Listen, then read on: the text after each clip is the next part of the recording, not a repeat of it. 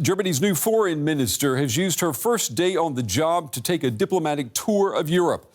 Annalena Baerbock has been busy meeting some of Germany's most important partners in Paris and Brussels today. The Green Party minister says that she will put climate issues first and that she will take a tough stand against autocratic states.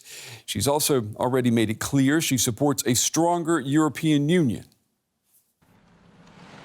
A trip to Paris for Annalena Baerbock's first full day as Germany's new foreign minister. In her inaugural speech, alongside her French counterpart, she called for a stronger common EU foreign policy and spoke about the growing diplomatic boycott of the Winter Olympics in China. I hold a big space in my heart for athletes.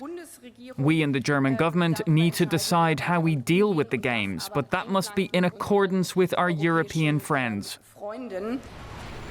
Next stop, Brussels.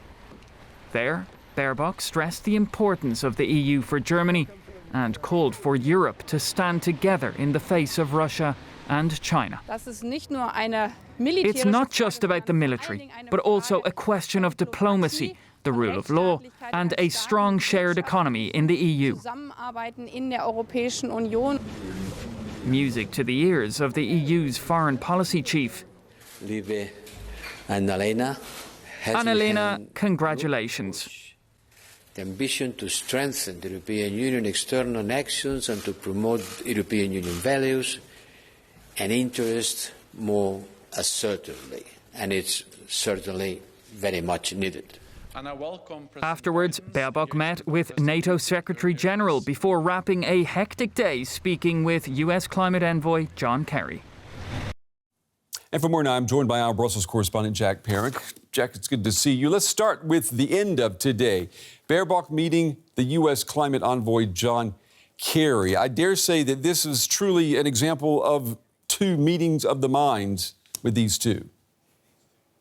Surely is. It's a really big day for Annalena Baerbock, senior figures across the European Union, but also an establishment figure like John Kerry in Brussels on the same day as her, on the first pretty much full day of her job to talk about climate change. And Annalena Baerbock, throughout all her meetings today, has made it extremely clear that obviously while she's foreign minister, as a Green elected politician, part of her foreign policy is going to be about dealing with the climate crisis. And there's no question that John Kerry's place as the special envoy from the White House on this issue, that is an important meeting for her to have had.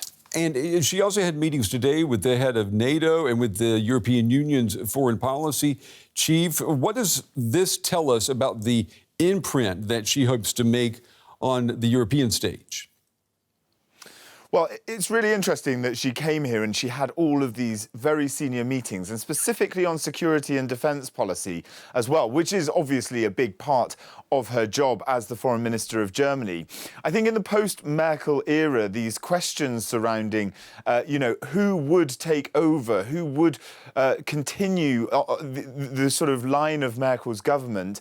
And one thing that Annalena Baerbock has been keen to do is to show continuity. She's obviously from a different party that not everybody here in Brussels knows her too well, but she tried to say, listen, on the issues of Belarus and the stuff that's going on at the border there, we still want to put pressure on the government in Minsk. The troop build-up on Ukraine's border by Russia, she continued to say to condemn that and to say that NATO and the European Union need to act together on those issues. And so I think she was there to also show some continuity from the previous government, even though the issues that all the sides will eventually have to discuss, it's quite new for her on her first day.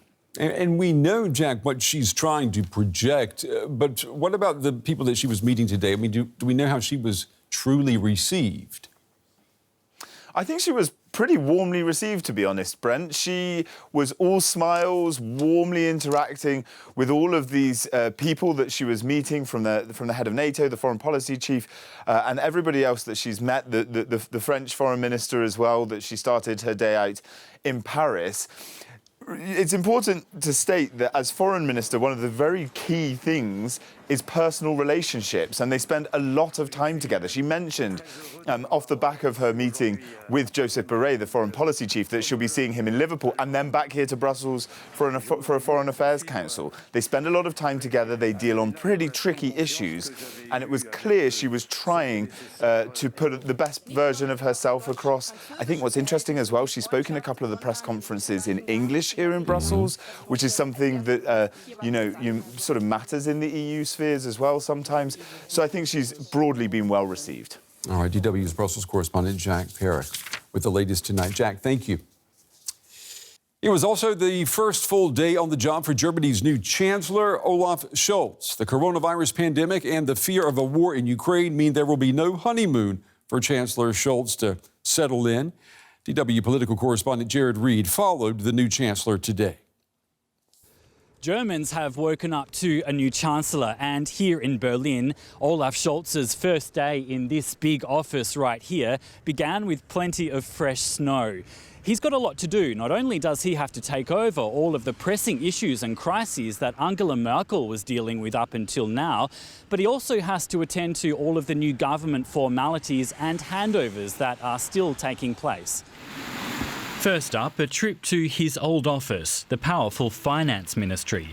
Scholz has handed control of this over to junior coalition partner, the business-friendly Free Democrats, and its leader Christian Lindner. Olaf Scholz says Germany needs to build up its reserves for the next crisis. With fiscally conservative Lindner now in charge of how money is spent, he could and probably will make things rather tricky at times for the Chancellor's agenda. And so that's the mission for the time being, to make sure that we manage to create the reserves, to organise the stability areas that we need, so we can act whenever we need to, and at the same time manage to shore up the future. That means managing climate change and modernising the country. And then it's straight back here to his new office at the Chancellery. Olaf Scholz is presenting himself on the world stage in front of more than 100 countries. He's representing Germany at a virtual so-called democracy summit that the US is hosting. When it comes to relations with allies, Scholz's Foreign Minister Annalena Baerbock has already been laying some of the groundwork. She's been in Brussels and Paris ahead of visits by her new boss on Friday. But for the new government, all of that really takes second place to the biggest problem right now, and that's, of course, COVID-19. The end of Olaf Scholz's first full day as Chancellor is being taken up by talks on this with the leaders of Germany's 16 states.